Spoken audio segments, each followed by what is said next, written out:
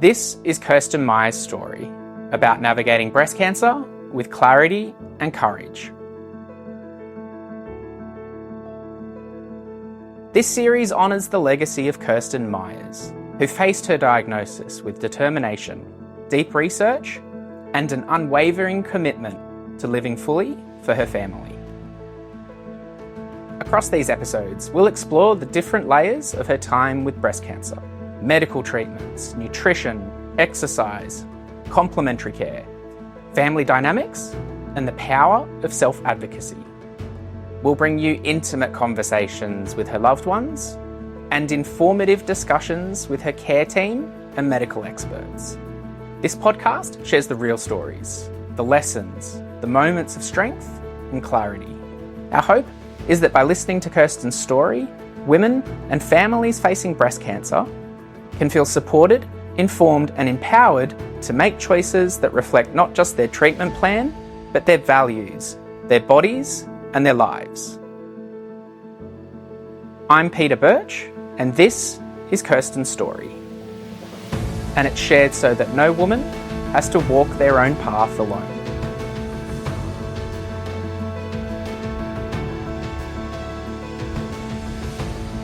This podcast is intended to honour Kirsten's legacy and provide information that may help others feel informed and supported. Nothing you hear in this podcast should be taken as medical advice. Everyone's situation is unique, and medical decisions should always be made in consultation with a qualified health professional. If you're living with breast cancer or supporting someone who is, please speak to your trusted healthcare provider about your individual circumstances. In this episode, we're joined by Tanya Wells, a naturopath and integrative oncology practitioner who worked closely with Kirsten for more than 2 years. Tanya helps us explore how complementary and integrative care can play a role alongside standard treatments, with a focus on improving quality of life and aligning care with a patient's values. You'll hear how integrative medicine can be evidence-based and safe when guided by the right expertise, why self-prescribing can sometimes do more harm than good, and how patients can navigate a system that often feels highly medicalised and rigid. Tanya also reflects on Kirsten's own choices, from seeking support to reducing side effects to finding ways of staying well enough to keep living life the way she wanted. The key message I took from this conversation with Tanya was that with careful guidance and open communication, integrative care isn't about replacing conventional treatment. It's about helping people feel brighter, stronger and more themselves, even in the hardest stages of breast cancer. So Tanya Wells, thank you so much for joining me today. I'm really looking forward to understanding a little bit more about how patients could use integrative medicine to perhaps improve outcomes with cancer therapies. Firstly, those unfamiliar with your work and perhaps, the concept of integrative medicine and care more generally, perhaps you could introduce yourself and the concept and we can go from there. Yeah, no worries. So integrative oncology is the use of evidence-based complementary medicines to improve outcomes in oncology settings. And there's a lot of ways to do that. It can be to enhance the activity of their treatment. It can be to reduce side effects. And it can be, in some cases, having natural medicines that are independently anti-cancer, and they can be used either in conjunction with treatment if safe to do so or independent of that. So my background is I studied sort of science and some medicine before I went into naturopathy. And I have been running Melbourne Integrative Oncology Group for about 7 years. And prior to that was in my own independent practice as an integrative oncology naturopath. So, here we are a group of collaborative complementary therapists that actually use evidence-based natural medicine to support patients with cancer. So we've got quite a team of several naturopaths and nutritionists, acupuncture, physical therapies. We've also got a wellness clinic that's got 3 hyperbaric chambers and infrared sauna and compression, things like that, psychology support. And so we're here to actually support the patient and their values in trying to optimize their outcomes with their treatment. Yeah, got it. And what was your relationship with Kirsten?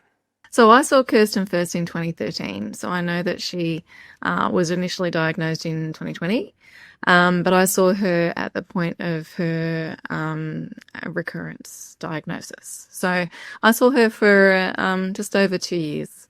Got it.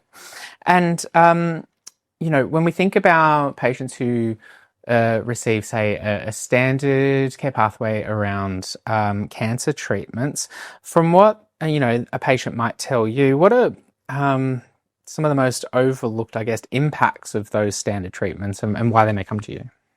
So like in Kirsten's case, she had been through the sort of standard medical care with her initial treatment, and it is a really scary time, actually. So I totally get when you're like, look, I'm just going to do this and I don't want to have any other thing that might interact negatively. I don't understand all of this. It's a whole new world, new conversation, new language. There's a lot to navigate in that space. When Kirsten came to me in 2013, it was very clear idea of, okay, this is what I did before and now I want to do something different. I understand the system and I understand how to navigate it, and now I want my values to be put at the forefront of what I choose to do. So she came with a probably different perspective. I didn't know her in 2020, but she came with very clear ideas of what she did and didn't want to achieve. So, for her, she was looking for support around quality of life. She wanted to make sure that she was going to feel great, not have compromising effects of standard treatment that was going to compromise her ability to live the life in the way that she wanted. So I guess short and long-term side effects are some of the overlooked issues. And certainly I think sometimes in that metastatic setting, which is where Kirsten was, where she had been diagnosed with a recurrence and metastases, the treatment is often a little bit more intense. It can be compromising to quality of life at times. So, but the focus is on, treating the oncology process as the number one thing, whereas, some people aren't necessarily focused just on that. They want to have their values met with regards to, I want to feel well. I don't want to be feeling perpetually nauseous or not be able to walk from neuropathy or whatever it might be. So, we're looking for healthy longevity, not just longevity, and making sure that you can live the life in a way that meets your value system, not necessarily the value system of the medical system. That makes sense. And I can hear, that often patients like Kirsten come to you with, their priorities, and that can be helpful to get that clarity in terms of what's important to them. I would be interested to know from your side, like what your priorities might be in terms of when a patient was to present to you. Look, my first priority is to get to know the patient a little bit more so. I mean, all of the technical stuff around their diagnosis, what the immunochemistry is, where they have everything, all of their imaging and, all of that data around their actual diagnostic state is one thing. But I'm interested to know that person's values. I want to know their level of health literacy. Do they have a fantastic understanding of the body and medicine and, what have they researched online? Or it might be, what do they really want in their life? Have they thought about that? Let's have a conversation about it so that I can make sure that what I'm recommending is aligned with that person's values, so that we're on the same page. Yeah, got it. And you mentioned earlier that it seems quite important that it's evidence-based interventions, or that's how you would approach something that would be appropriate for a patient. What types of interventions do you consider to be safe and evidence-formed in the integrative oncology space? That's a big question. And really there's two things in there around what is evidence, firstly, and the second thing is what is safe and available in Australia or in Melbourne or wherever it is that you are. The first thing about evidence is an interesting one. So, when it comes to evidence-based, that's a broad statement, and there can be evidence about a particular therapy in test tube studies, which is like isolated cells in a Petri dish. That's really not relevant to a living thing. Then there's animal studies, a little bit more relevant to a human because it is actually a living thing. And then we've got human studies or clinical trials, which are really intervention studies looking at what happens there. So there's so many layers of evidence. And even within the clinical trials, I'm going to be running clinical trials here next year as part of a PhD program. And, my first clinical trial is a little tiny pilot study of 20 people. So, that's not necessarily a population that we can apply to everyone in the world as in general. We're sort of just looking for, new ways of treating things and then trying to apply it in other settings and see what happens. So as the level of evidence builds, then that particular intervention has more evidence surrounding it and more confidence in the fact that that particular complementary medicine is going to do what we want it to do. It's all very well coming to it going, I think this might help. It helps in prostate cancer. Maybe it'll help in breast cancer. It's like, well, actually, it's not relevant at all. Every single different type of cancer has its own unique chemistry. And even within breast cancer, we've got the hormone receptive, the triple negative, the triple positive. We've got everything complicating that space. So all of those diagnoses and all of those cellular populations behave in a different way. So there's a lot of moving parts here, and we have to make sure that that particular intervention, be it from a medical perspective or from a integrative perspective, is tailored towards that person, their chemistry, their presentation, not just something that's anti-cancer. So the first thing is knowing what evidence is. The fact that your friend's dad took something for their bowel cancer does not mean that it's going to be helpful for you with breast cancer. And it's something that there's a lot of misinformation online.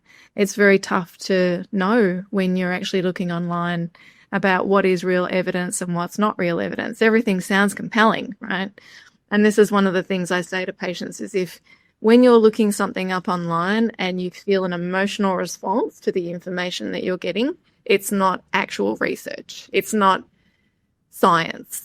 Because when you actually read scientific data, it's incredibly boring and dull. And it's just to the point, it's very pragmatic. So it doesn't evoke an emotional response. If you're reading something and going, I really need to get this thing, or I need to start this natural medicine, it's probably, if you scroll down, there's going to be someone trying to sell you something. So we have to be careful about what we consider to be evidence. And that's sometimes what I'm talking to patients about too, because patients can come in with very strong ideas about what they want to implement. And from my perspective, although it might be a natural medicine, it's not safe. I definitely wouldn't recommend it. There's no evidence in that particular type of cancer. And this happens a lot every single day in clinic. I have to have conversations around, what is safe and evidence-based and what might be appropriate in that person's situation. So the evidence is one thing. The next thing is, what are the things that are actually evidence-based integrative interventions? So there's a lot, there's nutritional interventions, there are herbal medicines that might be safe and effective, and there's a whole lot of other allied health interventions like hyperbaric therapy, which we use in mild hyperbaric here, or acupuncture has the highest evidence of benefit when it comes to the prevention of treatment-induced neuropathy. So there's a whole lot of integrative medicines that have a very strong evidence base, but it does depend on exactly what that person's coming in with and what they need. So, for example, if you are coming in and you're currently in treatment, well, then we've got goals. We want to maybe add some adjuvant actions. The word adjuvant means that it helps the treatment work better. We might be trying to reduce side effects, even though, there's lots of medications that can help with that during treatment. And I recommend we take all the medications that are going to help reduce those side effects. But there might be some longer term ones that we're wanting to support prevention of.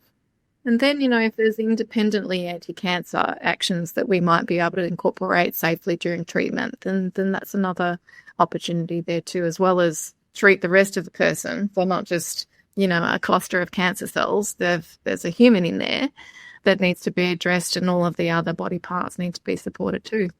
Yeah, that makes sense. I'm reflecting on, conversations about Kirsten and the village that she built around her, and that includes, the family and supporters. But I guess when I think about cancer care, there's a village of clinicians and carers that get built around you too.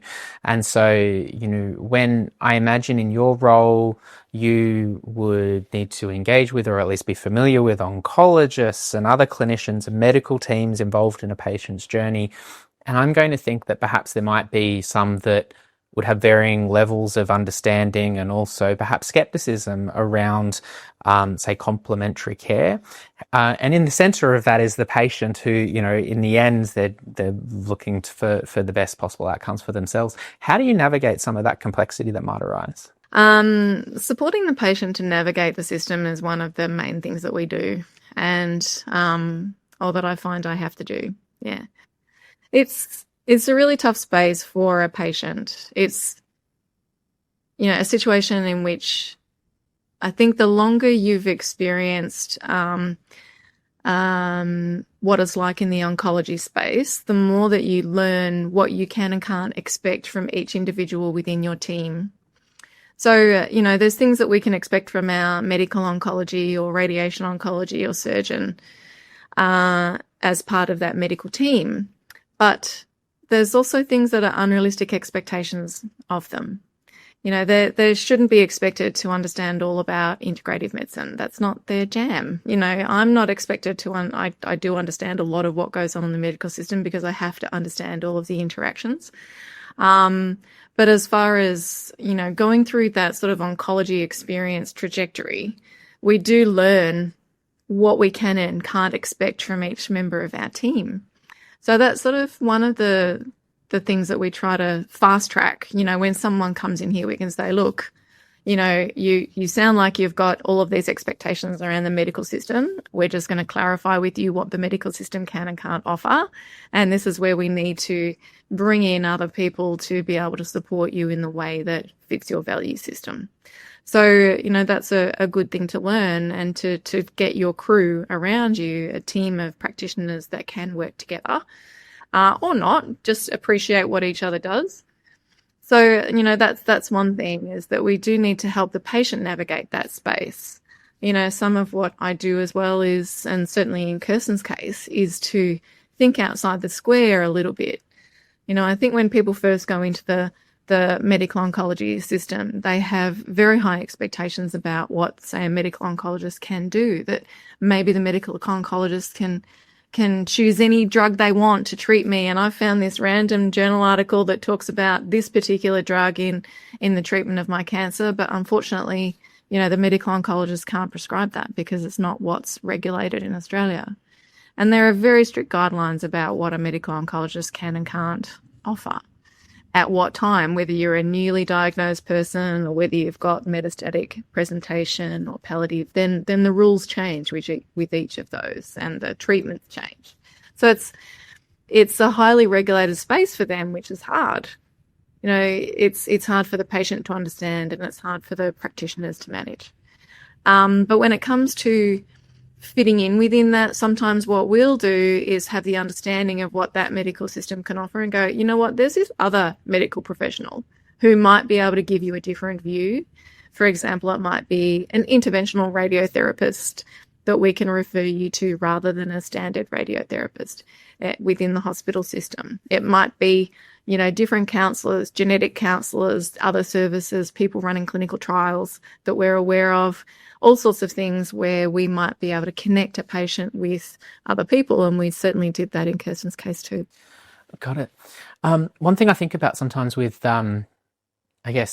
cancer treatment pathways is, the involvement of chemotherapy, and, we hear often about that going down that pathway means that there's all other complications, and, the intensity of that process has repercussions throughout the body. I imagine that comes up in a lot of your conversations with patients as well. Yeah, of course. There's certainly all sorts of ways in which we're trying to support the patient during chemo. It depends on the treatment. So, I mean, there are some commercial databases available that show interactions between natural medicines and medications, and there's two main ones that hospitals use, and they are sort of limited to just using those two from a medico-legal perspective. But if I compare that to our database, which has been, developed over 30 years, it's a huge database of research. So I often have research that is not on that commercial database, and I can share with practitioners or pharmacists or hospitals as well. And so this is where, there can be opportunities there when someone's in treatment to make sure that we are supporting them to reduce those side effects and to maybe enhance outcomes with the treatment. The thing about integrative oncology research, when I first started doing integrative oncology work, 25 plus years ago, there was very little research around it. We were super cautious with what we did. We were making assumptions based on the action of a natural medicine like a herb and the action of the drug, and trying to work out whether there would be an interaction between them and what it might be.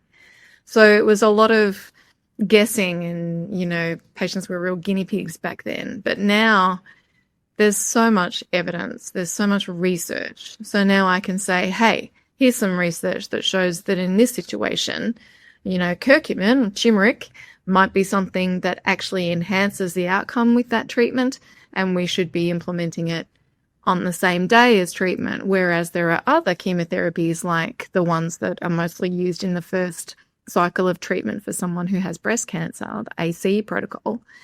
Curcumin should not be used in conjunction with those two at all, because it might block the effect of the drug. So this is where you really need to make sure that, you're across all of those interactions in a treatment by treatment case. And you have the ability to draw on that research and converse with the patient's practitioner if that's what they want. So, I'm all for more communication. I want there to be communication. This is what I do. I try to collaborate with people and try to at least let's get on the same page as far as being a patient-centered team. And so it's great to be able to support that person in that setting with the research that's there. Now, what exactly are we doing? Well, we are trying to add success to any particular treatment outcome. Chemotherapy or radiotherapy or surgery or immunotherapy, they're great and all, but they don't necessarily, get rid of every single cell that's dodgy. So, and they're not necessarily treating the cause. So we want to try to work that out over time. We have to put all of those pieces of the puzzle together, as many as we can find, to try to work out how we can support that person during and after treatment. And sometimes it's as simple as, how can I, support you to continue treatment by making sure that your liver enzymes aren't going up too high with each treatment? We might just give that person liver support, along that way. We're not necessarily trying to intervene too much in the actual treatment process. It depends. It's all very much dependent upon that person and what they're doing and needing at the time. And that ties back to your point earlier as well about just because in this particular scenario doesn't mean it's going to be relevant in another. So it's important to get that evidence-based and professional advice through the process. I guess leaning into that a bit more from a patient's point of view that might be pursuing complementary care or integrative oncology, are there any risks or warning signs or things for them to look out for when going down that path? Yes. So I think the first thing to consider there is where you're seeking your complementary therapies from. This is something that's a real changing space, thanks to social media. So I do tend to recommend strongly that people do not buy anything off social media or be influenced in their treatment decision-making from social media, okay? Because there's so much technical information out there that needs to be synthesized by a practitioner. As much as, there might be someone's compelling story online and you're trying to copy that in order to get the best outcomes for yourself if they had a success story. There's inherent risks in self-prescribing. So like I just said about curcumin, everybody thinks curcumin from turmeric is anti-cancer in every setting, and it's not. And there are certainly situations in which you absolutely would not prescribe a turmeric extract, even if there was evidence of benefit in that type of cancer. So it depends on what's your gut function like. Will your gut tolerate that? Is it appropriate with the medications that you're on? What's going to be the impact of that? What's the form of curcumin? How is that going to be helpful for that person in combination with the other things? So there's a lot of decisions to make around what kind of integrative care is implemented. So we strongly recommend you don't self-prescribe. You do need to seek out a practitioner who appears to be very balanced in their approach. I know there's an urge, of course, when you're in this space, especially with recurrence. There's an urge to do everything, throw everything at the wall in the hope that something might stick. Okay. And that's going to be the game changer, the thing that makes it different in your world. And there certainly are integrative medicines that have the potential to do that. But it's very difficult when there's the complexity of too many things going on.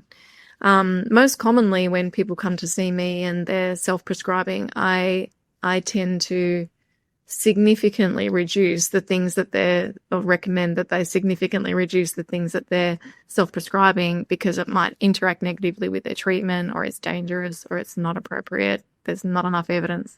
So self-prescribing has to be out. Buying from social media has to be out.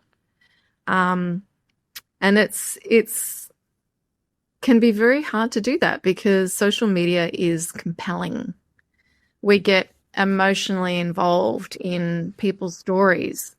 So we have to make sure that we're thinking rationally about ourselves and our unique situation. But there's also things that can happen that are dangerous.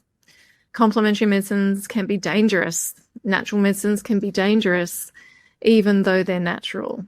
So I have seen many cases of patients that have taken an excessive amount of something simple like green tea extract, and they've ended up with acute liver damage that resolves. It does repair, but at the same time, if that person had got a little bit of guidance around how to use that product, then they would be able to be assured on how to use that safely if possible.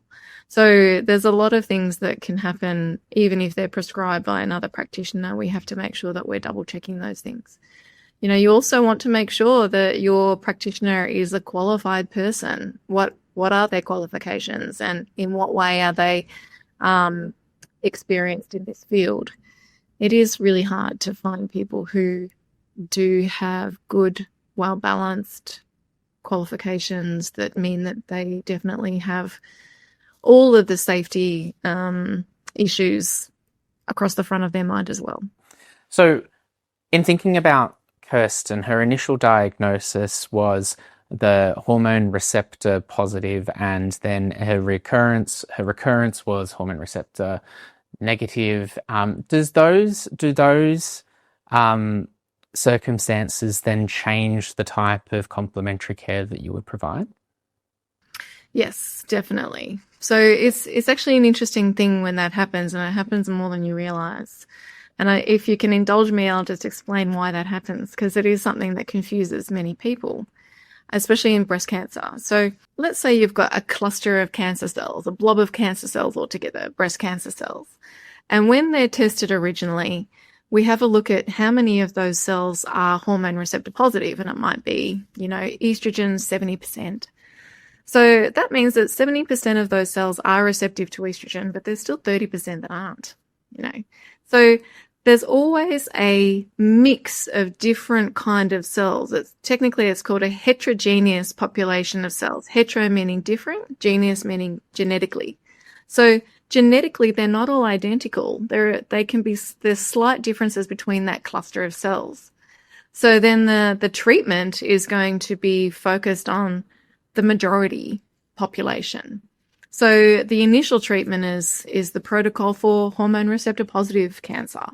And that's going to, kill the vast majority of cells within that setting. Hopefully all of them. But it does tend to be, and we see this, that sometimes all of the estrogen receptor positive cells were killed in that initial treatment program. And there was just that tiny little microscopic few cells that weren't estrogen receptor or hormone receptor positive that kind of might have smoldered along and not really existed much, and then sometime in the future started to grow again. And so it is still a recurrence of that original population, but just a proportion of it. Often it's not necessarily a new cancer. Sometimes it is. But, there can actually be a recurrence of the residual few cells that just didn't have sensitivity to the original treatment. And just because each of those cells is different. So the way that we would treat this hormone receptor negative presentation is actually quite different to the hormone receptor positive. The hormone receptor positive, we are focusing a lot on hormonal factors, trying to change the way the body breaks down estrogen, trying to, support different parts of the body that works in a hormonal way. That's a big focus. In this setting, in the hormone receptor negative, it is very, very different. So we're not having to worry too much about the hormonal side of things. But so our focus is quite different. So that happens, more than you realize in, an initial diagnosis, and you get, recurrence in the same spot, or it might be, that residual cells, but the chemistry of that cluster of new cells is different. And that's often what happens. I think every time that happens, and that happens constantly through an oncology experience, the next treatment that you have will definitely be effective against hopefully a majority of cells, and then there'll just be those few that aren't sensitive. And that's when you need a treatment change. I think a lot of patients worry about a treatment change. Oh, my treatment has to change. So, well, actually that's a good thing, because it's time for it to change. There's all of those cells that have, were susceptible to that treatment. Well, they're now dead. We need to work on the ones that are not sensitive to that treatment, and we need something new. So a change in treatment is not a bad thing. We need to understand the chemistry of those clusters of dodgy cells, to be able to understand what's best for our body. And certainly from an integrative perspective too, that's very important to know the chemistry of that particular sample that's in that patient's body at the moment. That those cells that are in there at the moment, how are we going to address, the biochemistry of those cells compared to the biochemistry of these cells? It's really different. So it is, important to understand that even from an integrative oncology perspective, what might be recommended in that initial diagnosis is going to be different to what's recommended, in a metastatic setting. And then, of course, in preventative care or palliative care, it changes again. Interesting. And building on that, at the metastatic stage, there may be patients who think, well, I've engaged with the complementary and integrative side at the perhaps at an earlier stage. Is there a role for these types of, is it worth me continuing on and engaging on the integrative side as well? Yes, of course. So, again, sometimes I see patients for the first time when they are, quite palliative. And so this is where we have to think, well, what can I do here? There's always something that we can do. But the game changes a little bit, I guess, over time, in that, that's where we're focusing very much on wellness. We want you to stay well. We want your body to be able to tolerate treatment if you choose to continue treatment, and what that treatment might be. So do we need to support your kidney function or liver function or gut function? What can we do to reduce any sort of ongoing pain or discomfort? And there's certainly a good body of evidence around the use of integrative care for all of those things. Even I've seen patients all the way through to the time, that they passed. And it's a wonderful thing. I call it it's a real privilege to actually have a role to play in a person's support all the way through their life and their existence. There's things that we can do early in a diagnostic state, and there's certainly things that we can do to support just good quality of life, as someone becomes more metastatic and into palliation. And that often involves making sure that your liver and kidneys are working as well as they possibly can, because that's what actually makes you feel well. If you can detoxify well, and if you can eliminate, wastes from treatment or just your body trying to, continue to support itself, then you actually feel bright. We want to feel bright. We want to feel like we can do the things we want to do in that space. So there's plenty to do in that setting as well. I guess there's some great advice, in that there when looking into pursuing some of those treatment plans. And if I was someone listening to this episode and reflecting on Kirsten's story and looking to explore more about integrative care or oncology or complementary care, is there any other advice or things that you would hope they keep in mind, particularly, through the lens that we have taken through Kirsten's story as well, that you could share in this episode? Definitely just take your time in determining what you're going to do in that space. Don't rush into any kind of treatment program that you think you're not quite sure about. Make sure you do your homework and see if that person has appropriate qualifications. And really, you'll know in the first appointment. Often I get patients, I get it all the time, actually, patients who come in and the first thing they'll say to me is, "Oh, I'm skeptical about this whole stuff." It's like, that's okay, good. We do have to have healthy skepticism. We do have to, have that, I'd prefer to call it curious optimism, but yes, you have to have like that critical thinking mind switched on at all times as a patient. We have to self-advocate, and we have to know that, know our own values when we're coming into something. But, I get that a lot where someone will come in, the very first thing they'll say is, "Oh, well, I'm a doctor, so I'm skeptical about all of this," or "I'm skeptical about all this." It's like, that's good. Great. Let's have a conversation. And let's talk about it. Let's talk about all of those issues and talk about what might be appropriate for you. And so then, when you're having that conversation, if that person who you're going to see is able to actually logically outline the issues in a way that you understand and in a way that makes sense in your setting, then go for it. If you feel any sense of pressure within that space, forget it. Look, Tanya, I greatly appreciate your reflections in this episode, and I know that those will be helpful and informative for anyone that's looking to pursue the complementary care side of things on that journey and contributing to this series on Kirsten's story. So, Tanya, thank you so much for your time. My pleasure. Thank you.